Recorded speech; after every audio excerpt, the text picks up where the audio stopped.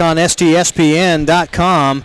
The second of our doubleheader. Of course, games all afternoon and evening long here at Snohomish High School. The holiday tournament is well underway today through Saturday. If you have time, get down to Snohomish High School. Great basketball, girls basketball on the docket. Pretty much starting at 2 o'clock and running through the late game at 7:15. But the one we've got for you right now is the Jackson Timberwolves and the Everett Seagulls, two teams that should make a very, very entertaining basketball game today. Jackson Timberwolves 1-1 on the season in the conference, 3-1 overall, and the Everett Seagulls 1-0 in the conference, 5-0 overall. And they both have Division I school attendees next year. And Corey, these two teams both will lean on their star players. And we'll start with the Everett Seagulls and Sydney Riley. 6-foot senior, averages about 23.4 points a game. Not bad. The only player on the team averaging in double figures, but definitely the focal point of this offense and this team in general. It'll be interesting to see what Everett brings to the table to try to slow her down, but it'll be a good one for her. Sydney Riley, of course, going to Santa Clara on a scholarship to start her collegiate basketball after this season. Of course, being announced here in the starting lineup tonight. Sydney Taggart, Darian Riley, sister of Sydney Riley, the junior sister.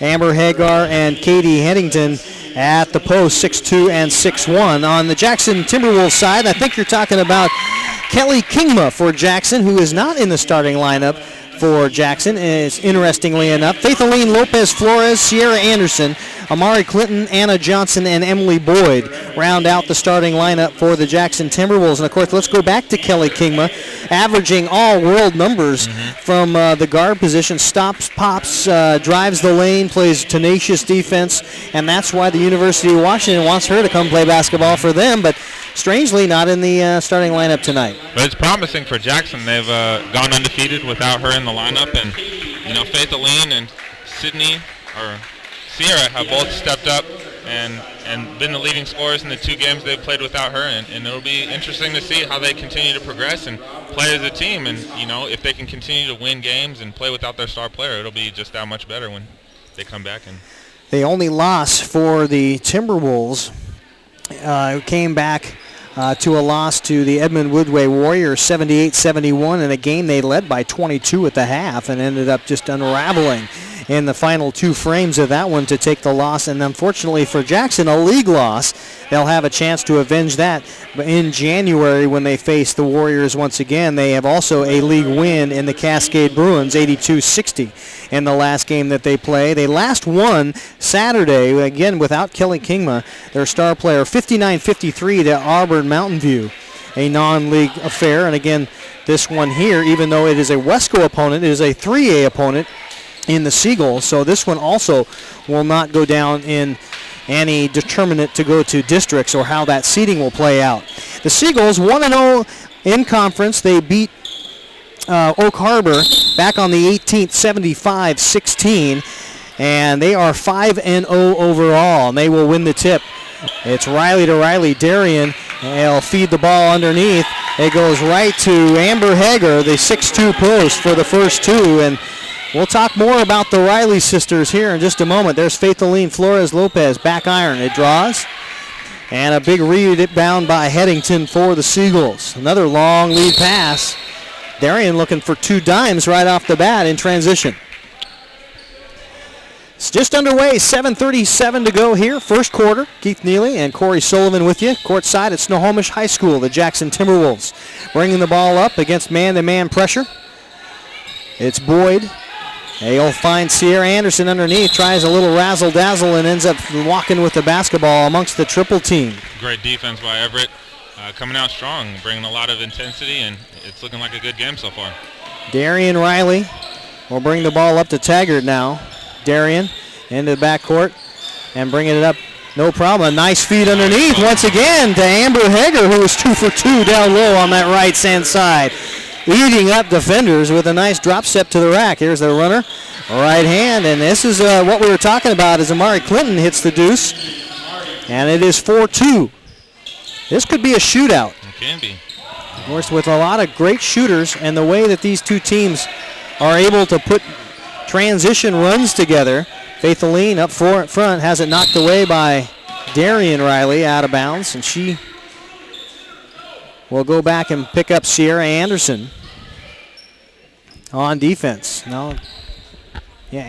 Sierra Anderson, a good defender. Darian Riley right there shows why she's on the court as the junior, a right hand on the steal. So it's funny that two shooting teams, all the points so far in this game have been scored in the paint. That's right, 8 points, all coming interior. There is Sierra Anderson. She heard you. A three ball, down it goes, and it's 6:21. 6-5 the score now. Jackson cuts it to 1. There's a shot, no good. That was Darian Riley again with the attempt at the 3. And here comes Amari Clinton deep into traffic, rolls off her leg. No, yeah, they do say it rolled off her leg. I thought that was correct. As Sydney Riley was about a step away, ready to time the block. They've been good with the hands on both sides. No fouls so far, and it's a lot different game than what we witnessed our first game today. Sydney Riley with the turnover. Faith Aline Lopez Flores will elevate. No, it's short. Hager with a rebound. Here comes Darian. Long lead pass to sister Sydney, in and out of the hands, and boy, they are looking up court. It is. That's two long passes by Darian. If she can calm down a little bit and really get going, Everett could take advantage of some of the opportunities Jackson's allowing on the transition points. She liked the first one. She liked the taste of the first one they got. That dime that was a bullet pass. Here's Anderson step back. Now she'll try to attack along that right-hand baseline, pull it back out. Now in a bit of trouble, draws the defense. And here's the Faith Aline Lopez Flores. A beautiful find. Driving to the lane by Faith Alina. High IQ. That was definitely basketball IQ. Knowing that you've got a player, a teammate in trouble, and you got to come back to the basketball after shedding the defense, and in this case came right back right underneath the basket, makes it that much better. Not only do you bail out the teammate, but you set yourself up well for an easy high percentage basket. The broken play looks good. That's right. Jackson with the lead now. They're first to the ball game, 7-6. Sierra Anderson, long 3, no good, right to Hager. And now another long lead pass taken away right underneath. A good scoop and a good find by Taggart. Great court awareness after the misplay on the another long lead pass by the Seagulls. They want to get out and run. She is. She's a big fan of that long pass, and luckily that one got through. But I don't know how many more are going to get through if she keeps playing the same way. Anderson to Clinton, now out to Lopez Flores. Dropped the 3, deep corner. She's got 5. And Jackson on top by the deuce now, 10-8. Seagulls bring it up. Taggart back to Darian. There's Sydney. 3 on the way, no good. Right there is Hager to pull it down and put it back up. She's played awesome in the post so far. A bunch of offensive rebounds, defensive rebounds. She's got 6 points so far, and she's really the focal point of this team right now. There's another long 3. They can do them in bunches. And there's the shot by Anderson. She's got 2 triples so far in the ball game and extends the lead by that much. 3 points. A Jackson 13-10 advantage with a timeout on the floor. And we knew this was going to be a good one, at least on paper, when we walked into the gym. And so far, you've seen a lot of very fast, up and down, quick-paced, high-energy hands, and some really hot shooting, especially out of Sierra Anderson, who's hit 2 threes here just in the last, 4 trips down the court. Yeah, Jackson's looked real well shooting the ball. Everett's looked good in the post. It'll be interesting to see who steps up on defense, and I think that'll really be what the game relies upon, is who steps up first and who gets more stops when they need it. One of the keys to the game coming into this was the post play by the Everett Seagulls. We talked to a couple of parents in the know before the ball game started, and they mentioned that the post play for the Seagulls was going to be integral. If the post played well, so did they think their Seagulls would play well. There's a miss and a put back up on the other side. Hager's been everywhere. She's got 3 offensive rebounds along with those 6 points, and she keeps gathering those up. She's going to be scoring in great bunches here in the game. There's a foul call as Headington was mixed up a bit by Emily Boyd. 6'1", junior going against a 6'2" junior. And now we've got our first substitute for Everett as Tanika Wentworth comes into the ball game for the first time. Wentworth, a 5'10" sophomore.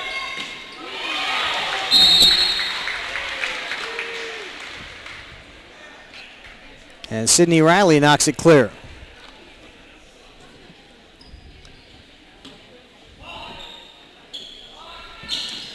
Here's the entry pass. They get it in low, push up, no good, and right there to rip it down is Amber. Again, and great defense by Amber as well. She's all over the place so far, and it's going to be a real good game. Sister to sister in with that left hand, can't make it fall. Sydney Riley is without a basket. Now a little shuffle pass. Sierra Anderson with a right-hand runner, got it. Anderson with 8 points and a timeout as head coach John Lowe in his 6th season wants to talk through his Everett Seagull. And Darian took a hard hit. She's checking out of the game for a little bit, and hopefully she's okay. Julie Ramirez will take her place, 5'8" senior, and Darian blinking and continuing to blink like she may have caught an elbow or a finger to the eye. She's got those big wide eyes staring into the coach to see if she may have something going on in one of them anyway. Now she's rubbing them a bit, so definitely took some contact there, and she'll be replaced, and we'll see what Everett can do without their point guard on the floor. And I'm guessing they'll go right to their sister and let Sydney Riley bring the ball up, and the lefty now will go back over the top to Taggart. Back to Riley, the only Riley in the ball game so far. Taggart with it, left-hand side, deep in the corner. It goes to Ramirez, and that's not clear and out of bounds. But again, trying to find the interior, and Hager has proven she's up for the task so far today. Yeah, it's obviously great coaching. They haven't put the ball on the floor, no wasted dribbles, and as they drive the lane and get the easy bucket, Everett's playing well. Riley with the bucket. She's on the board, the leading scorer for the Seagulls offense. Finally shows what she's got, the collegiate skill level at 2:43 to go, and now we've got a foul on the floor. And that will go against Wentworth, her first personal foul and first foul of the game. Been very well officiated, quiet so far. And a long three by Anderson, who's hit 2 triples already today. You're going to have to be careful closing her out. Yeah, and this is what Everett needs. They need Jackson to miss a couple of jumpers and to key in on their offense as they try to take advantage of some of the opportunities that Jackson gives them. Riley straight away, can't get the 3-ball to fall. Now we've got a tie up underneath between Taggart and Kingma into the ball game now for the first time. She's out. And the leading scorer of the Wesco League is in the ball game now. And now they will check in Emily Kipp, the junior, 5'11" forward. She'll replace Emily Boyd. Kingma, a dangerous threat. We mentioned how people have to close out on Sierra Anderson.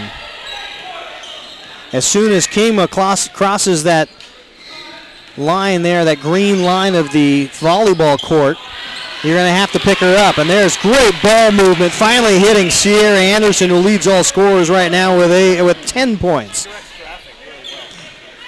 And that was all set up because Kingma slowed things down and let the offense start. Yeah, Everett was ready to double team her right out of the gate, and they answer back with a nice three-pointer there, but Kingma, you can definitely sense her court presence as Oliver Everett seems to be keying in on her and not really paying attention to their man. Overplaying her left hand, making her go left, Darian Riley. There's the kick out to Kingma. She's not afraid to shoot the triple, in and out, rattles and finally falls. And Kelly, in about a minute and a half of time, finds pay dirt, and it's a 5-point Jackson lead, 28-15 with $1:18 to go first quarter. Didn't think Kelly was going to play. Has a bit of a flu bug. Hasn't played the last 2 games. Darian now to Hager, and a long short corner or a short jump shot, short corner jump shot. Now into the double team. Finally a timeout call. As Jackson calls timeout, head coach Mark Hayner in his first season. A very heads-up, wise play to maintain possession with a quick 30.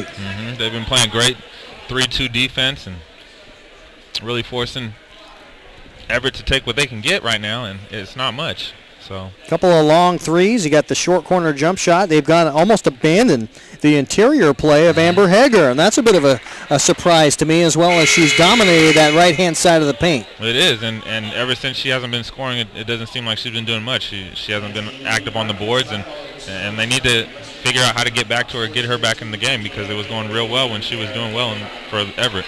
It's also interesting, Sydney Riley, of course, taking over the number one position on the court, point guard position, after sister Darian Riley left with a bit of an eye injury. Launched a couple of top side three balls from straight away. Hit one of them, missed another one, but that can really take your posts out of the picture when they give them that long rebounds, and you're taking jump shots from about 29, 30 feet sometimes out there. Here's Kingma, fakes left, goes right, nice pass underneath. Here's the jump shot. It is in and out. Jackson with the lead. And right now creating a lot of space for themselves within about 10, 12 feet of the hoop. Wentworth brings the ball back out. Over to Darian. Darian feeds Headington. Headington spins in, turns, nothing there. Anna Johnson with the rebound. And here comes Kelly Kingman and the Jackson Timberwolves. They've got 7 seconds on the clock. 4. And that's stolen away by Sydney Riley. She's got 1.8. Lets it fly. Back iron. No good. And it is 20-15. There's where we are after one period of play. Thanks for watching STSPN and STSPN.com. After one period, the Everett Seagulls 15, Jackson Timberwolves 20.